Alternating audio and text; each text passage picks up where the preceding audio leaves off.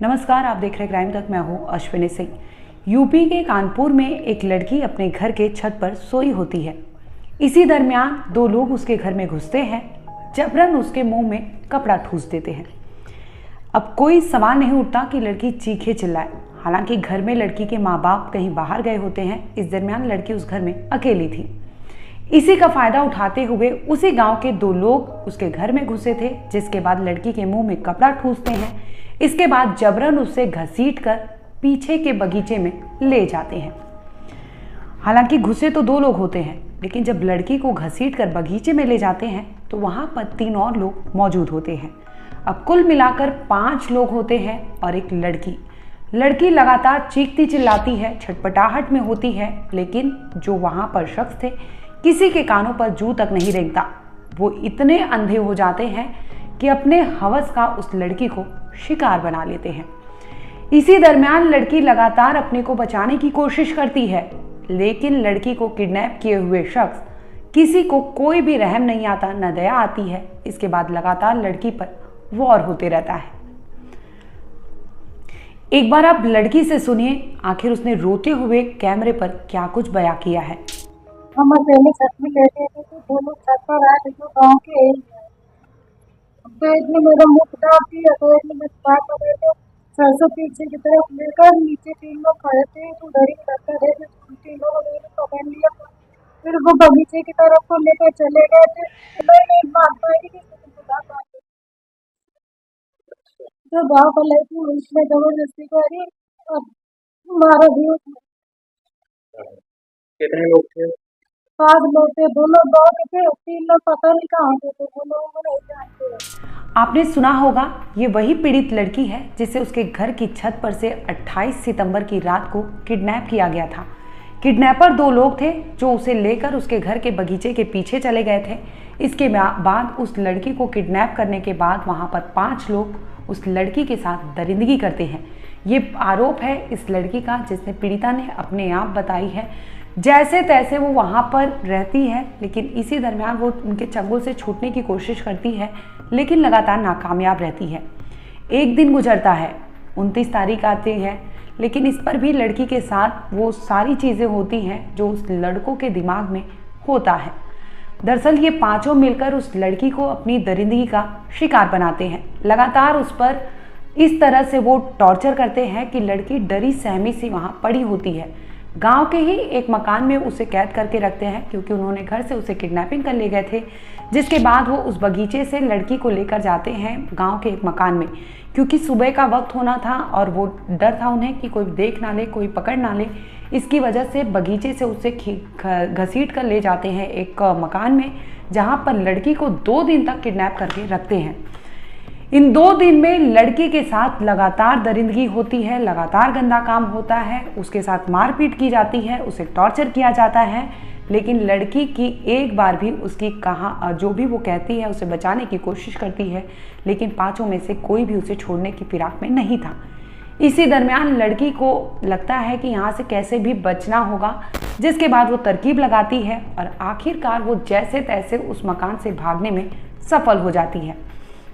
भागकर वो अपने घर आती है। घर पर आती है तो उसका जो हाल होता है, हुलिया होता है, उसे देखकर घर परिवार वाले डर जाते हैं।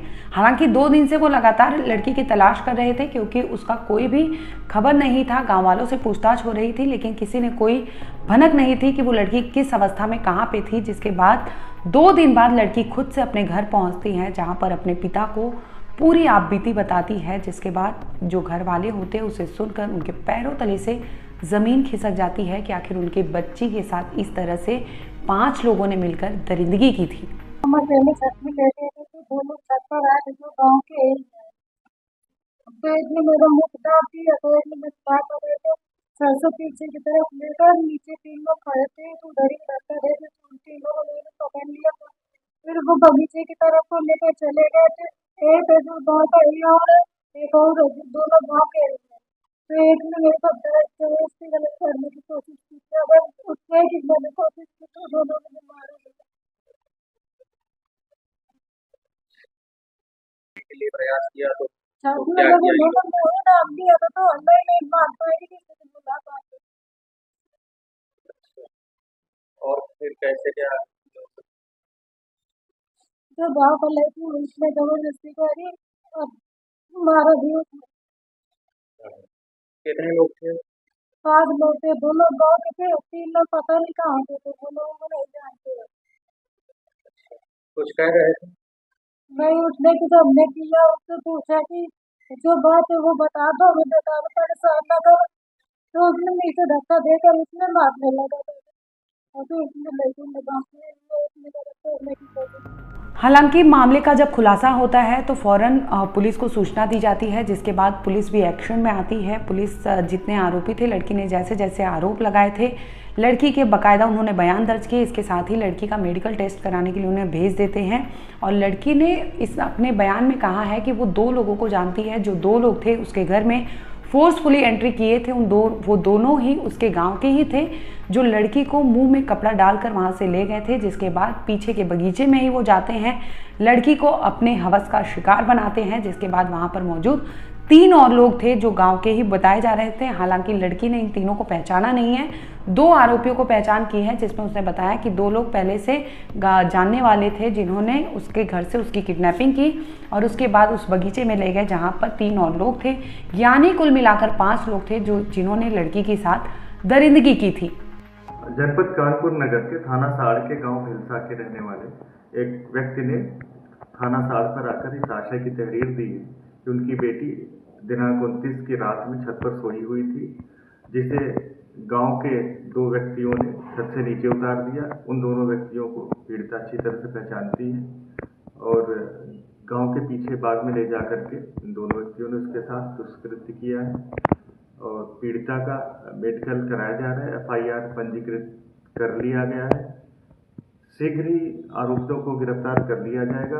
अन्य आवश्यक विधिक कार्रवाई की जा रही है। फिलहाल आपको बता दें कि यूपी पुलिस है इस मामले में तहकीकात में जुट गई है। मेडिकल टेस्ट कराने के लिए लड़की का भेज दिया गया है। इसके साथ ही 164 के तहत जो पीड़िता है उसके बयान भी दर्ज कर लिए हैं और पुलिस फिलहाल इस सभी एंगल से इस केस को खंगाल रही है। जैसे पीड़िता ने कहा है कि उसके साथ 5 लोगों ने मिलकर उसके साथ दरिंदगी की थी, तो इस एंगल पर भी पुलिस जांच कर रही है। अब आगे आने वाले टाइम में मेडिकल रिपोर्ट जैसे सामने आता है उसके बिहाफ पे पुलिस अब इस केस को आगे बढ़ाएगी। फिलहाल आपको बता दें कि इस केस में यही है कि मेडिकल टेस्ट के लिए लड़की को भेज दिया गया है और पुलिस आरोपियों की तलाश में जुटी हुई है।